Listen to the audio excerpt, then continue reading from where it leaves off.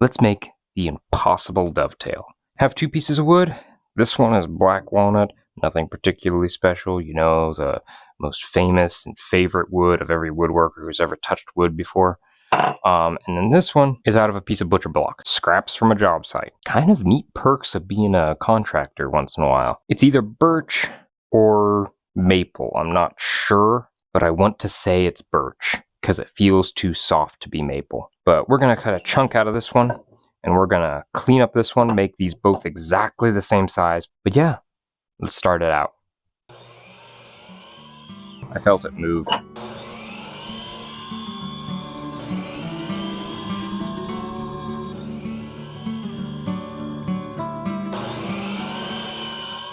We got something square and parallel. Go ahead and give it a quick sand, because that's going to help us a little bit if we have a smooth surface to work with.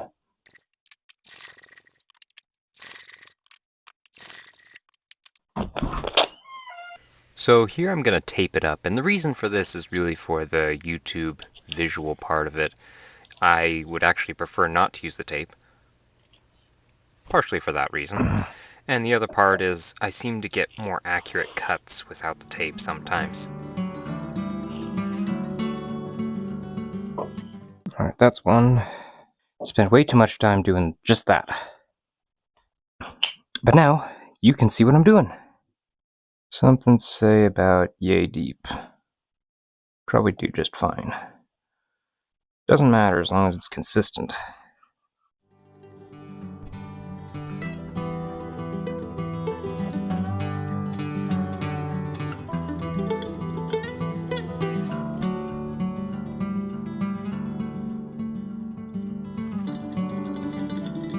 So at this point in the build, I was blissfully unaware of the massive error I just made. I'm not sure whether it was the tool or me, but usually I like to blame the tool. There we are. Now we need the exact opposite on this side. And this is where I have messed up before, is in not removing the right parts. So that needs to go, and that needs to go. So that means, if my mental gymnastics are right, I need this measurement right here. And if it isn't the same all the way around, that one's fine, that one's fine, that one's not. Which means I made a mistake. Hey! You fun yet? If mistakes are fun, yes. So somehow I got things a little off somewhere in the marking out this part. And now I need to probably redo the tape. And how many have you done? 4. Okay. What? Oh, that's just why your channel isn't named Learn Quick.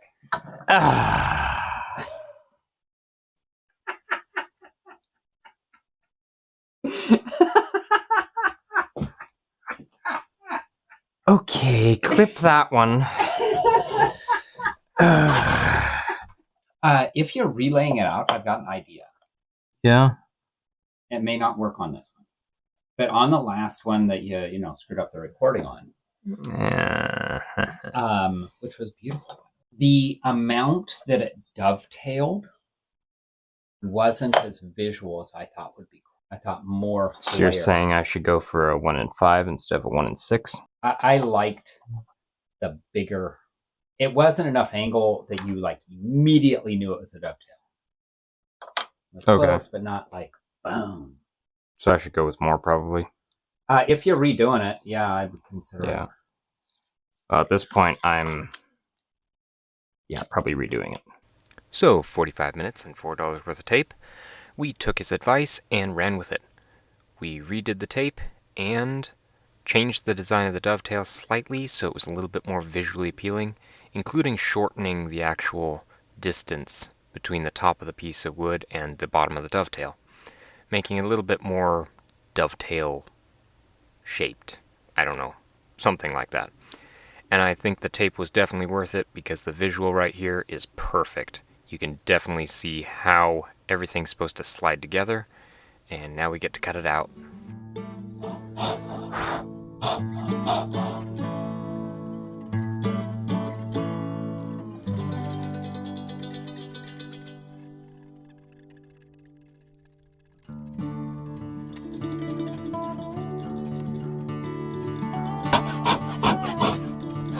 Oh, shoot. A little far on that one.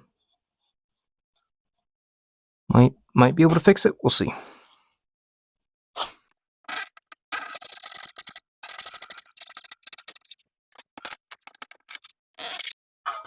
I should fix that now.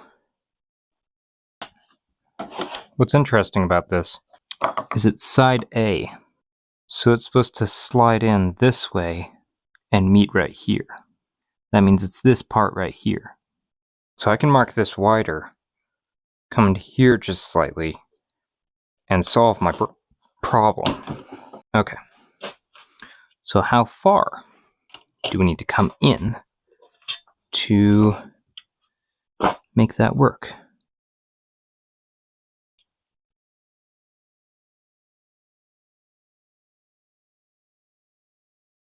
Right there.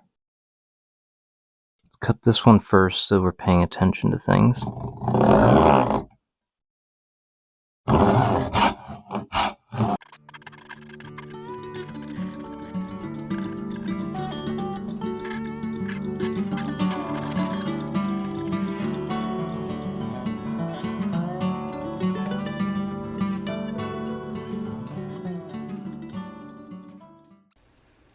So I finally get to use this coping saw that I built, which is fastly becoming my favorite coping saw ever, on an actual project on YouTube. I have been using it, but not on projects like this.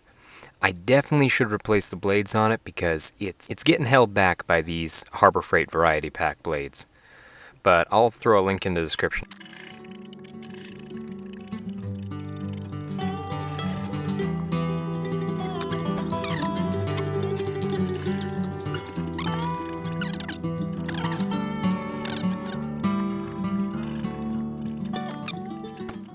There we are. Now they should not slide together. They do not. Good.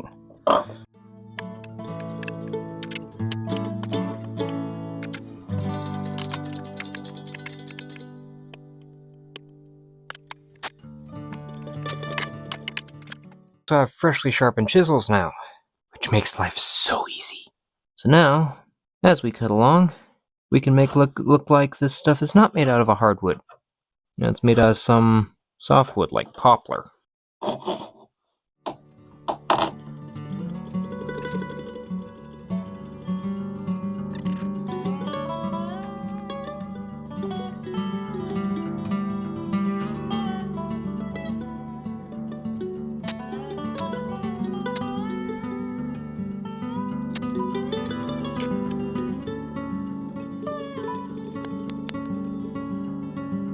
Alright.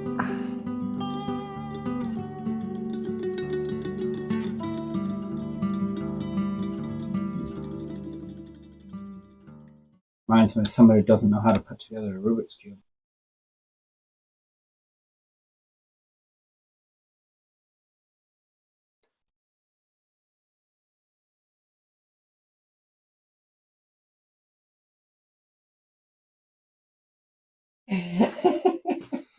I dare you to make one of these! I can't.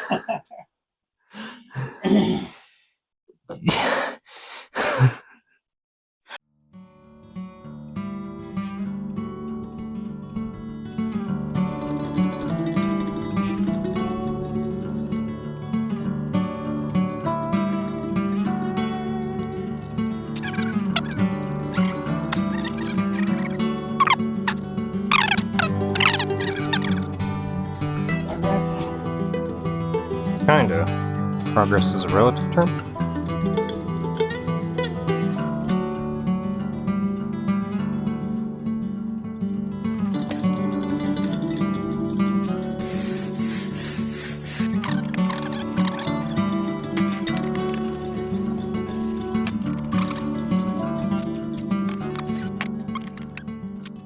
So here it is. Sanded. Basically goes together one way, not two ways, so you have to figure that out. You kind of just go around to each corner until you figure it out, and it moves. So now it's time to cut this to size because I just wanted these long pieces on it so that one, I could hold it in the vise, and two, there are flaws on this side. Need to add the secret compartment. We need to put a nail in it. Kind of funny how like this is the epitome of don't need any nails to do it, but I'm going to put a nail in it. I'm not sure if that was actually a good edit. So if I break it now, this video will not see the light of day.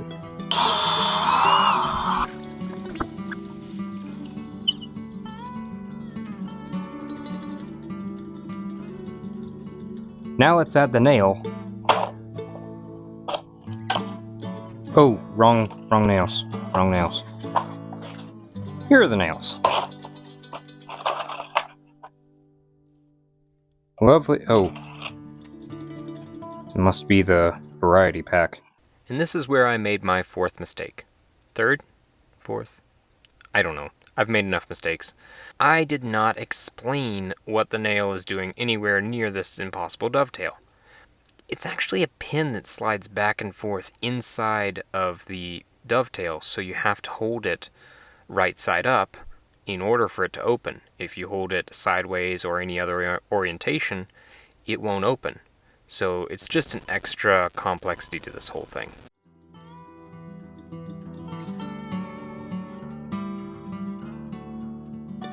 I thought cutting the dovetail was hard. No. Getting the locking mechanism to work is the hard part. Let's make it pretty. That's some pretty wood. Who am I kidding? We're waiting for the black walnut. This is fine for most woods, but black walnut makes everything look kind of shabby. Time for the real showstopper.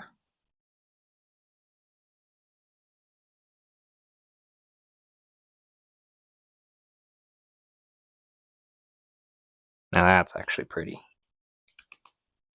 Now the contrast actually shows. Alright, it's finished. If I can remember how to open my own... There it goes. There we are. So we have our little tiny hidden compartment in there. So you may be asking, well, what are you going to use the compartment for? Let's make something. Let's see what we can do with this. So before YouTube, I used to do a little bit of calligraphy. And doing calligraphy, I experimented in making feather pens.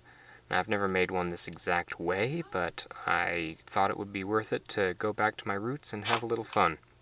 Also, I needed an excuse to do a little bit of calligraphy. Okay, so I made a mistake. I left it in there too long. I wonder if there's anything left that I can use out of that. Ah, hot sand. Oh wow, it's a lot harder now. Oh yep, we're good.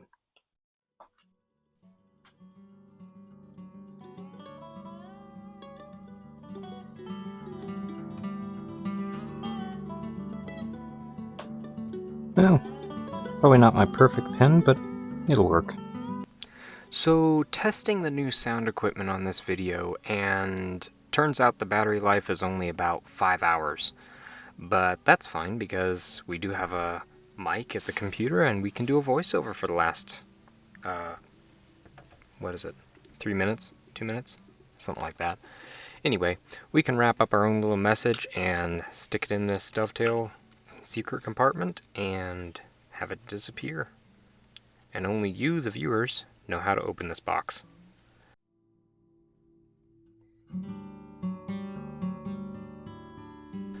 Thanks for watching.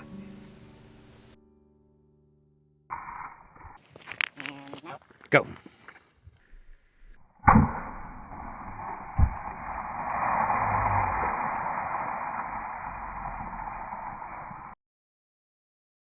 The tools I've used are Stanley Sweetheart chisels, a Veritas saw, a Harbor Freight, not a Harbor Freight. Leave that in. Harbor Freight drill, jeweler's pliers, and fingernail polish, and a nail in a dovetail.